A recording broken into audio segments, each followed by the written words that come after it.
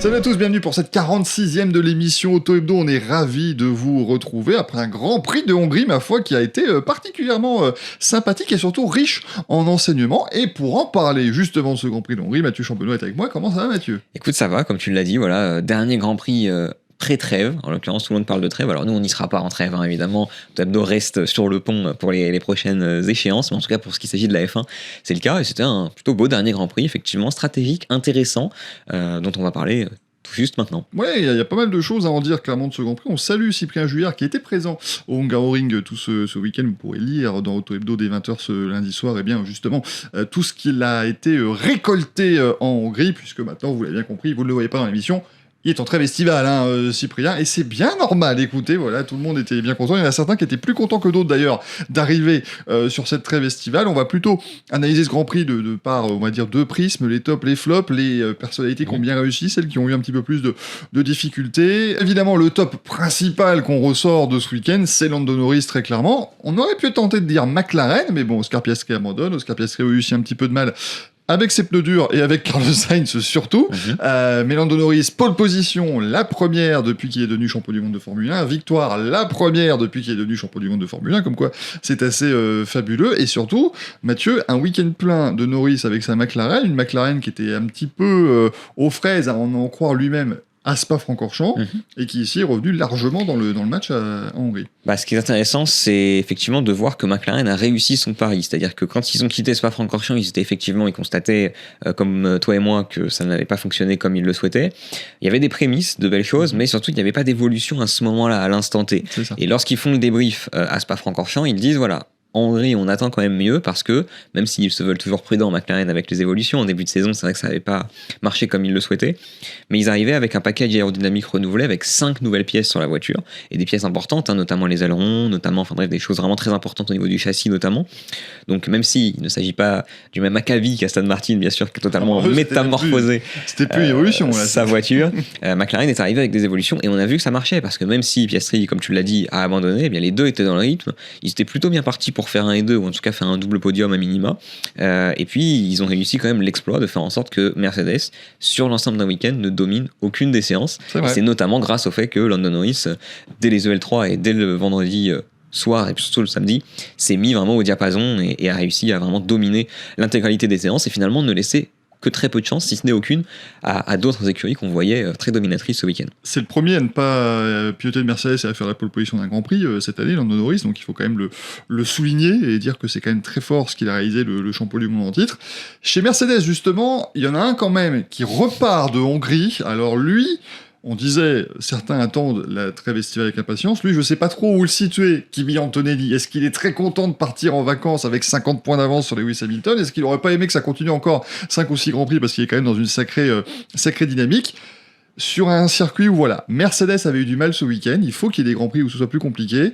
Il finit quand même 3e, il reprend des points à tous ses concurrents directs. Il a eu de la chance, Kimi Antonelli. La vérité, je pense qu'il a eu de la chance, surtout de la réussite. J'ai plutôt tendance à dire de la réussite. Oui. On parle de chance du champion souvent, mais c'est vrai qu'il l'a quand même provoqué. Il a fait un coup stratégique intéressant en tentant d'allonger son stint justement en pneus durs. Ça a plutôt bien fonctionné en pneus durs, contrairement notamment à Ferrari qui était derrière lui. Et puis Kimi Antonelli, je dirais qu'il a maximisé son week-end et c'est très important dans une saison de champion en puissance, du moins, d'un pilote qui tente de remporter le championnat du monde, d'arriver à maximiser les points. Alors là, effectivement, il y a si je puis dire, un faisceau de facteurs qui fait que, notamment avec la pénalité de Lewis Hamilton, la 3e place a été plus simple à récupérer pour lui. Néanmoins, il la prend à la régulière, lui aussi, parce qu'on rappelle qu'il était pénalisé sur la grille. Il n'y avait pas que Lewis qui l'était. Exactement. Il partait 7e, tout de même, Kimi Antonelli. Donc, il parvient à faire un super week-end. Alors, pour répondre à ta question, c'est lui qui a répondu hier à la fin, justement, en débrief du Grand Prix.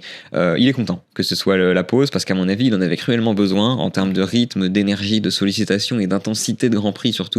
Ça reste quand même un très jeune pilote qu'on attendait certainement peut-être faillir un peu plus tôt dans la saison, mais au final il n'a pas failli. Surtout que lui a été marqué par le Grand Prix hier, il faisait plus de 30 degrés. Voilà. On l'a vu quand il est sorti de la voiture, il était marqué physiquement même, il s'asseyait. Il était émoussé par le Grand Prix. Tout à fait.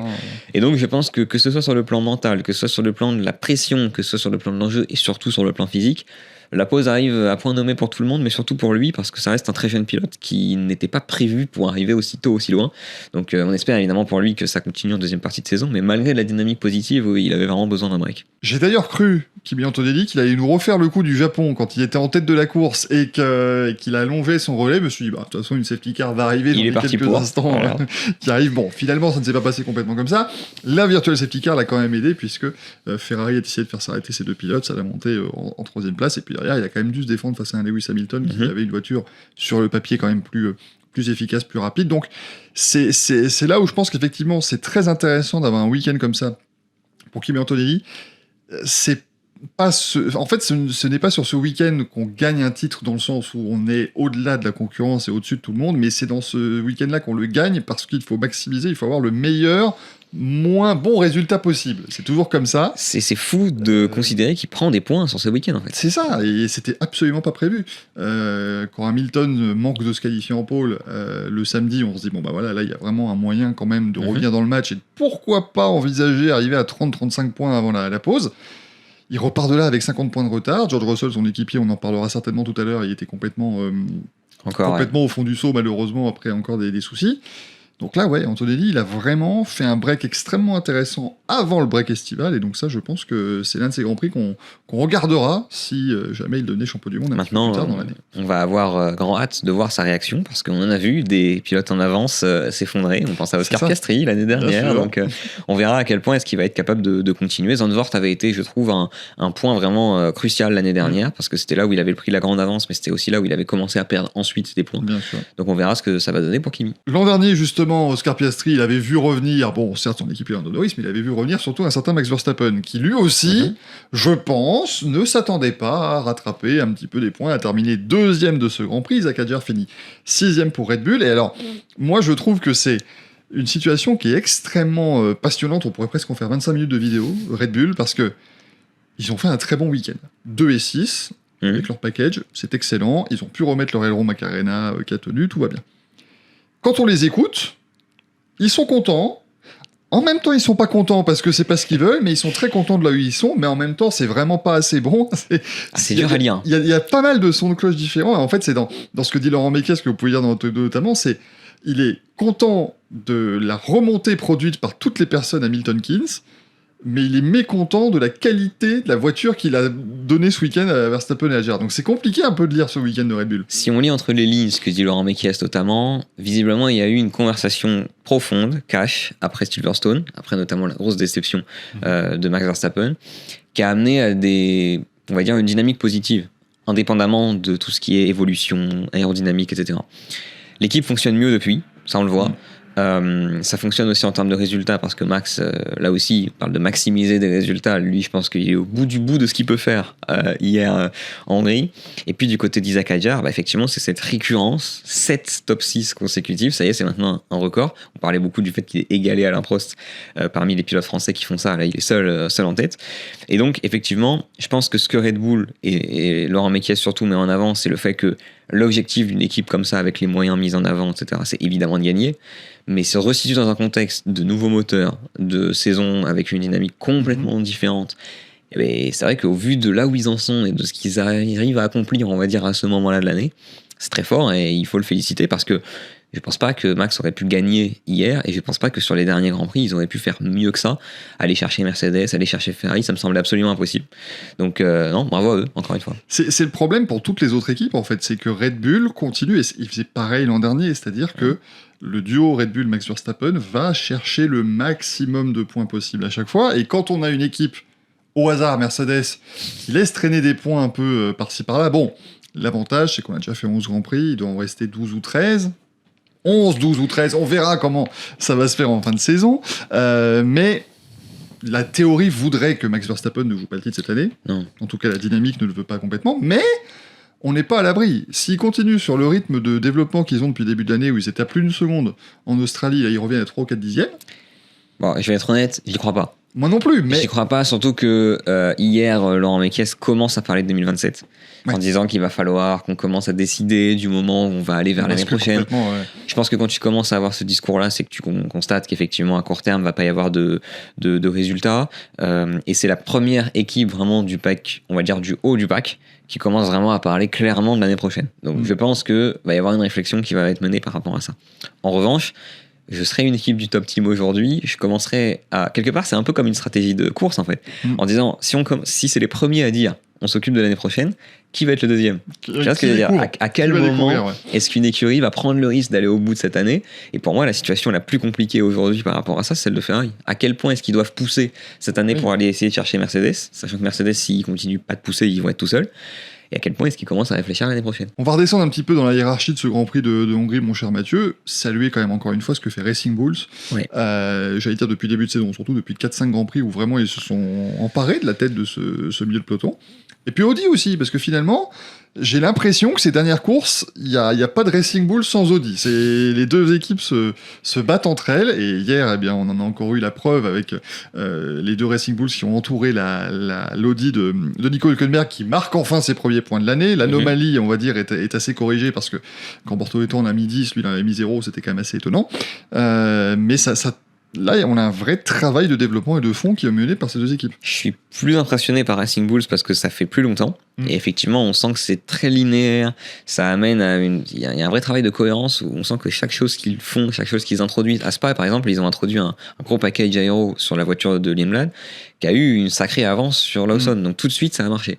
Et donc après, effectivement, ils l'ont mis sur les deux, et là on a vu que pour les deux voitures c'était encore une fois dans les points. Pour Audi c'était plus spécifique parce que c'est vrai que le circuit était quand même hyper adapté à leur voiture, à leur châssis notamment. Donc encore une fois pour Audi, j'ai mis une petite réserve et j'attends de voir ce que ça va donner après la trêve.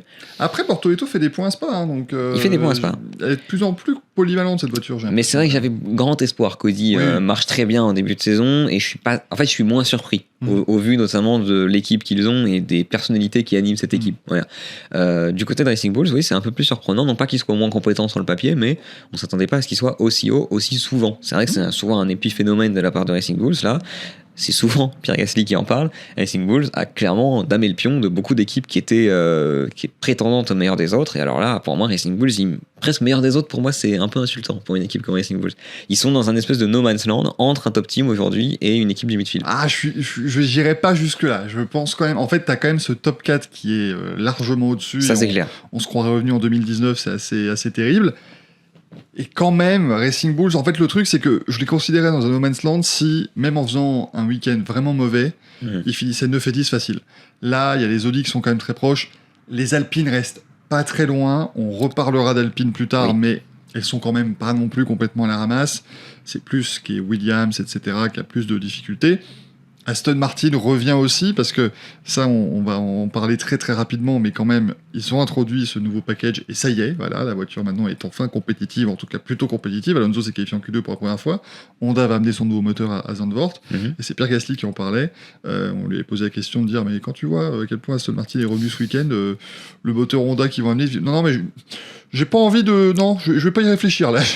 Tu m'étonnes. Il est inquiet, et tout le monde est inquiet, parce qu'on se dit, alors évidemment, on sait qu'ils gagneront pas cette année, certainement Aston Martin, mais s'ils reviennent... Aston a commencé à jouer, quoi, en fait, ce week-end. C'est ça, ils ont enfin fait un Grand Prix de Formule 1. 16 évolutions aéro ce week-end. Je parlais de 5 pour McLaren, c'était déjà beaucoup. La 16 en l'occurrence. La voiture, mis à part les suspensions avant, pour rentrer un peu dans le détail, tout avait changé.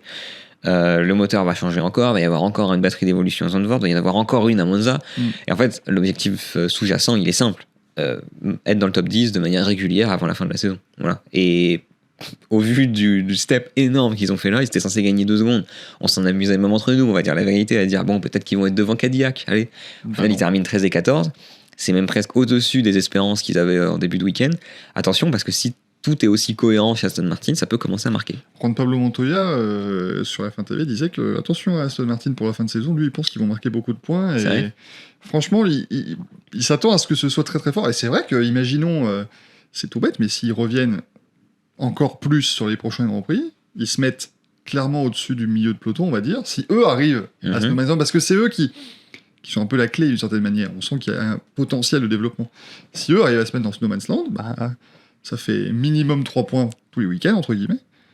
plus des abandons devant, 4, 5, 6, enfin bon, ça peut aller vite. T'accumules vite quand même, hein, donc ça peut... Après, voilà. Mais bon, après, ça peut être aussi... La question de la saison, hein. La question de la fiabilité sera surtout à voir. Parce que la voiture aille vite, c'est une chose, mais on a vu Cadillac, par exemple, pour l'instant, on ne sait pas. Ouais, c'est assez compliqué. Bon, si on va de l'autre côté, malheureusement, dans ce qui est un peu plus les flops, justement, restons dans ce milieu de peloton Alpine, on le disait, on va en parler ici forcément. C'est un flopounet, on va dire, parce que c'est pas non plus, ils sont pas complètement largués. Colapinto met un point à Spa, et ici, bon, aucun de filles dans les points, mais je pense que ce qu'on veut surtout illustrer, Mathieu, ici, c'est que ils ont calé, entre guillemets. C'est-à-dire que eux sont restés plus ou moins dans le même niveau de compétition et de compétitivité depuis le début de saison, sauf que là où à l'époque ça leur permettait d'aller grappiller des fois une 7-8e place en se battant avec la 4e meilleure équipe, et ben là ça fait qu'ils ont été clairement passés par Audi et par Racing Bulls. Le contraste est assez édifiant entre un Pierre Gasly qui se bat contre Max Verstappen à Suzuka et qui finit devant, et là où effectivement ils ont du mal à terminer devant des Audi ou des Racing Bulls. C'est ça. Alors, je suis moins inquiet, je suis un peu de ton avis, je suis moins inquiet que ce qu'on peut lire et entendre depuis dimanche soir sur le fait que Alpine va apporter des évolutions à Zandvoort. Donc, peut-être que le curseur n'était pas tout à fait le même entre des équipes qui avaient déjà commencé à travailler là-dessus et une équipe Alpine qui, elle, était un petit peu plus en retrait sur le dernier week-end. Bon, cependant, quand on a un Pierre Gasly qui nous dit depuis Silverstone, la voiture glisse partout, en termes de sensations, c'est terrible.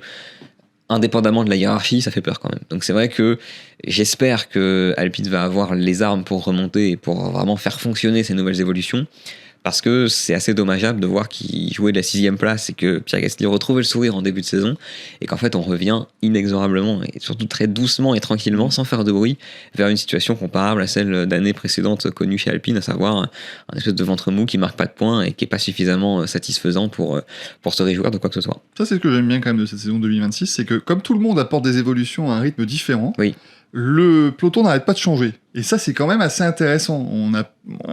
Ce qui était très drôle, et c'est chez Ferrari qui disait ça, notamment avec Fred Vasseur, si on prend, et Charles Leclerc aussi le disait, si on prend les 3 derniers Grands Prix, Grande-Bretagne, Belgique, Hongrie, avant le Grand Prix de Grande-Bretagne, on avait tous une idée à peu près claire de ce qui allait se passer. On s'est dit, Mercedes va dominer les circuits rapides, Ferrari va être vachement rapide en Hongrie, ainsi de suite.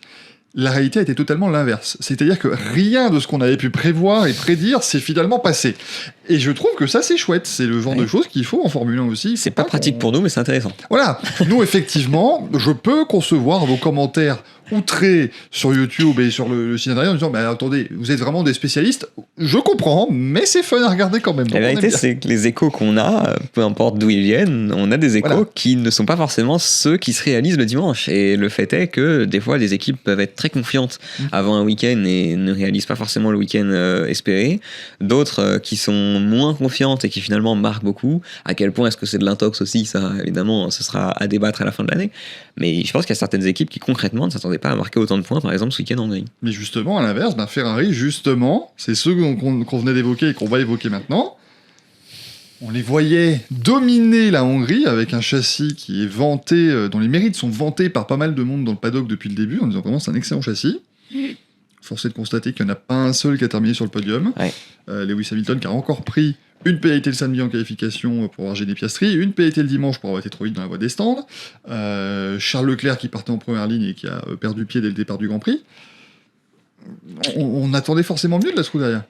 N'avoir aucun pilote Ferrari sur le podium me pose un problème, pour être tout à fait honnête, en Hongrie, parce qu'il y a une incohérence totale. Le podium de Silverstone, ils l'ont pris, mais honnêtement, ils l'ont pris un peu sur la pointe des pieds en disant bon, ok. La victoire de Leclerc à Silverstone n'était pas prévue. Ça, c'est clair. Du côté de Spa, bon, la surprise était aussi de taille, étant donné la très bonne gestion de course pour le coup de Charles Leclerc, qui avait vraiment fait un super résultat. En Hongrie, je pense que celui qui le résume le mieux, encore une fois, c'est Frédéric Vasseur, qui dit à la fin du Grand Prix, ce qui nous a manqué ce week-end, ça a été ce qui a fait notre force depuis le début de la saison, à savoir l'exécution. Je pense que c'est le vrai problème et c'est lucide de sa part de dire ça. Les 2 pénalités d'Hamilton, pour moi, pour une fois, sont absolument indiscutables. Voilà, tout est mérité, ça, on est clair et net, les 2 sont mérités. L'un comme l'autre, c'est oui ou non. Là, en l'occurrence, c'est non pour les 2. Mais la pénalité en qualification est hyper évitable s'il est prévenu suffisamment tôt. En l'occurrence, il a gêné Oscar Piastri, alors que lui avait fait son tour rapide avant tout le monde, pour rester dans le contexte, et on lui a appris que Piastri était là au moment où il était là. donc il pouvait absolument pas l'éviter. Ça c'est problématique parce qu'effectivement ça pouvait permettre à Lewis Hamilton de partir deuxième et ça aurait à mon avis absolument tout changé à la phase de sa course. À mon avis Lewis était le plus armé pour faire podium ce week-end s'il devait y en avoir qu'un des deux. Et Leclerc serait parti 3, donc du côté de la piste, donc de toute façon ils auraient forcément une Ferrari devant. De toute façon ils auraient eu un choix qui leur aurait permis d'avoir au moins un des deux, à mon avis, derrière Lando Norris, parce que Lando Norris était, soit dit en passant, intouchable à mon avis ce week-end. Ce qui me gêne aussi, c'est que le dernier arrêt au stand de Lewis Hamilton me fait, avec beaucoup d'amertume, penser à ce qui s'est passé à Silverstone. Il l'arrête à Silverstone en faisant un pari stratégique, bon, pas forcément le bon, mais en l'occurrence, il le tente, ok. Il voit que c'est pas le bon, il y a beaucoup de discours en disant on va apprendre de cette erreur justement, etc. Et en fait, en Hongrie, ils font exactement la même chose. Alors je comprends, ça a été justifié encore une fois par Frédéric Vasseur à la fin de la course, de dire le pneu tente de marcher mieux, on l'a vu à l'égard de ce qu'a fait Max Verstappen. On tente le coup parce qu'on pensait que Lewis Hamilton ne pouvait pas tenir son pneu dur, usé jusqu'à la fin. Et ben moi, je l'aurais tenté. Peut-être que ça aurait pas été la bonne solution, mais je l'aurais tenté parce que je pense que Lewis Hamilton a suffisamment montré dans sa carrière qu'il était capable de tenir des pneumatiques, et je pense qu'il aurait fait podium. Il se serait certainement fait dépasser par Lando et par Max à la fin du Grand Prix, mais je pense qu'il aurait pu défendre sa P3 sur Kimi Antonelli, qui lui non plus n'était finalement pas rentré. Oui, mais de toute façon Norris était déjà devant, puisqu'il menait. Oui, Norris était déjà devant, il se serait fait passer par Max, pardon. Il y aurait eu Verstappen, voilà, il y aurait eu match en tout cas. C'est vrai que c'était un peu dommageable. Je pense que ça se tentait, et en fait à mon avis c'était aussi une manière sous-jacente de faire passer Charles qui avait un meilleur rythme, Charles Leclerc qui avait un meilleur rythme à ce moment-là. Le problème, c'est que Lewis Hamilton ayant été un peu trop gourmand sur le coup, il a dépassé de 0,1 km/h la limite en essayant de passer devant Kimi sur la ligne. Donc voilà, des problèmes qui s'accumulent, des petits détails qui finalement choisissent un petit peu du champion. Kimi Antonelli, lui, tous les détails depuis le début de l'année vont pour lui, que ce soit contre son coéquipier en début d'année, là contre Ferrari ce week-end. À Ferrari depuis quelques week-ends, que ce soit des pénalités un petit peu litigieuses contre Lewis Hamilton ou là effectivement un manque d'exécution, ça commence à faire beaucoup de points dans la besace en moins. Et tu sais ce qui est presque dommage pour moi, c'est que à la rigueur, donc Hamilton est pénalisé pour 0,1 km/h de dépassement de la limite autorisée. Et en fait, les faits, encore une fois, l'après-coup, nous prouvent qu'il aurait mieux valu qu'il appuie sur le bouton 5 secondes avant, qu'il passe la limite de 10 km/h, mais qui batte Antonelli sur la ligne ensuite, comme ça il aurait pu partir, prendre ses 5 secondes d'avance, donc ça se joue sur pas grand chose. Ou bien qu'il ne rentre pas à la place à Kimi Antonelli, étant donné que voilà, et comme ça il prend son rythme et il essaye de creuser l'écart de 5 secondes, puisqu'il aurait de toute façon pris une pénalité. Après, évidemment, l'idéal de l'idéal restait qu'il ne faisait pas d'excès de vitesse, il ressortait tranquillement derrière Antonelli et il essayait de le passer. Mais bon, voilà. Mais c'est vrai qu'encore une fois, Lewis trop dur avec lui-même à la fin. Oui, là j'ai pas trop aimé sa manière de... Qui dit voilà, je fais des erreurs, c'est ma faute, la raison pour laquelle on perd des points. Non, pas seulement. Alors pas seulement, mais c'est vrai que sur sa dernier Grand Prix, c'est plus lui. Sur le dernier, c'est lui. Par exemple, si on prend Spa, c'est trop dur. La pénalité envers George Russell. La pénalité est trop dure, oui, ça je suis d'accord. Donc je trouve que c'est un tout, et je trouve que c'est pas juste de dire ça alors qu'en début de week-end ils disaient que c'était le jour et la nuit par rapport à l'année dernière à Budapest. C'est un peu deux poids deux mesures, en tout cas voilà, blanc et noir tout d'un coup, ça va c'est trop extrême, et en réalité Ferrari est dans le coup. C'est juste qu'il faut à mon avis qu'ils se réaxent en termes de stratégie notamment, et qu'ils aboutissent à quelque chose de plus cohérent et de plus clinique, je pense, pour les prochaines rentrées. C'est ça, parce qu'il reste deuxième du championnat Lewis Hamilton. Mine de rien, c'était vraiment pas ce qu'on attendait, et ça nous emmène au dernier flop du coup de ce Grand Prix. Encore une fois, George Russell, bon, lui, là, c'est sûr, les vacances, c'est bon. Là, voilà, ne lui parlez plus de Formule 1 pendant 2 semaines. Là, vraiment, il va tout couper. Il sera plus joignable sur son portable. Il nous fait une Lewis 2025. Parce que là... Mais après, on a vu ce débat la semaine dernière avec Hugues, justement, dire est-ce que c'est un problème vraiment de la voiture ? Est-ce que c'est un problème, encore une fois, chez Russell ? Moi, je suis quand même tenté maintenant, encore une fois, de lui donner le bénéfice du doute, parce que franchement... Il dit, en fait, encore une fois, il rate son départ, il se retrouve dernier, ainsi de suite, et il remonte très bien. Et effectivement, tu regardes la caméra embarquée, il continue, il maintient un régime moteur, et soudainement le moteur fait hey, non, vous inquiétez pas, je vais faire ce que je veux. Et puis du coup, quand les feux s'éteignent, il peut pas démarrer. Donc il y a quand même quelque chose qui ne va pas avec sa Mercedes. Donc je ne sais pas ce qu'il a fait à l'intersaison pour mériter toute cette malchance, mais il a dit lui-même, il a jamais connu une saison comme ça dans toute sa carrière de sport auto. George Russell, sa saison, elle est pareille. Tu disais, ça mérite une vidéo de 25 minutes. George Russell, à lui tout seul, mérite une vidéo de 25 minutes, parce que il y a une part des problèmes et des fautes qui viennent de lui. Il y a notamment certains problèmes de pilotage et de dynamique où il a raté sa chance plusieurs fois. Parfois manque de chance, mais parfois aussi manque de pertinence dans la manière de réaliser les choses. Et puis, depuis quelques courses, effectivement, on sent que le sort s'acharne. Je pense qu'il est sincère et que c'est vrai quand il dit que la voiture a un problème. Alors, Toto Wolff disait à la fin de Spa que toutes les Mercedes avaient un problème, en tout cas tous les moteurs Mercedes avaient un problème, mais on sent quand même que lui avait un déficit énorme par rapport à tous les autres. Ils ont identifié le problème, ils changent le moteur. Le moteur était neuf. Du côté du départ en Hongrie. La raison pour laquelle il n'a pas eu de pénalité, c'est parce que c'était exactement les mêmes spécifications qu'avant la qualification. Mais néanmoins, il était neuf. C'est-à-dire que c'est le moteur neuf qui a un problème. C'est ça. Je te dis, s'il y a un problème avant, ok, on l'a identifié, on l'a réglé, d'accord, c'est bon. Là, il y a un nouveau truc qui arrive sur un nouveau moteur, ça commence à faire beaucoup. Et le pire, c'est qu'en termes de pilotage, il y a une dissonance entre lui et Lando Norris. Lando Norris qui l'a un peu piqué à distance en disant oui, mais si t'arrives pas à changer ton style de pilotage, c'est que t'as pas le niveau. Alors ça s'adressait à George Russell, hein, ça on est bien d'accord. Et George Russell qui disait justement auprès de Cyprien la semaine dernière à Spa, eh ben oui, mais c'est bien beau d'avoir la Joconde devant soi et de savoir exactement ce qu'il faut faire, mais allez la reproduire, vous, la Joconde, même si vous l'avez sous les yeux. Bah lui, c'est un peu ça le problème qu'il a. Oui, mais surtout qu'en plus, le truc, c'est que le changement de moteur lui donne raison, parce qu'en course, il était le plus rapide avec Lando Norris. Complètement. Il a fait une remontée exceptionnelle et à chaque fois qu'il avait le clean air, il était très rapide. Donc ça rend curieux. Ça veut donc potentiellement dire, ça veut potentiellement dire, oui, ils ont bien fait de changer ce moteur qui avait un défaut. Sans doute, puisqu'il a réussi à retrouver un rythme qui est très bon. Ça nous ramène encore une fois à la Chine et au Japon. Oui. C'est des grands prix qui basculent sur pas grand-chose. Il aurait repris des points. Enfin, tout ça fait que je pense que finalement, notre débat de la semaine dernière, les deux réponses étaient bonnes. C'est-à-dire que il y a des problèmes il a des problèmes avec cette voiture, il a de la malchance, mais ça l'emmène dans une spirale négative mentale. Ça a planté une graine, c'est une évidence. Il n'arrive pas du tout à s'en remettre. Et c'est là où ça m'inquiète pour lui maintenant, c'est que, alors peut-être que le fait d'avoir Hamilton devant va lui permettre de vraiment s'enlever de la pression en se disant, allez, c'est Antonelli maintenant vraiment qui porte les chances de Mercedes, moi je suis là en soutien au cas où, donc peut-être que ça va lui permettre de reprendre une bonne dynamique à partir de Zandvoort, mais il va falloir des bonnes qualifs, une bonne course là-bas, pas un problème de tout le week-end, et ce qui n'est pas garanti.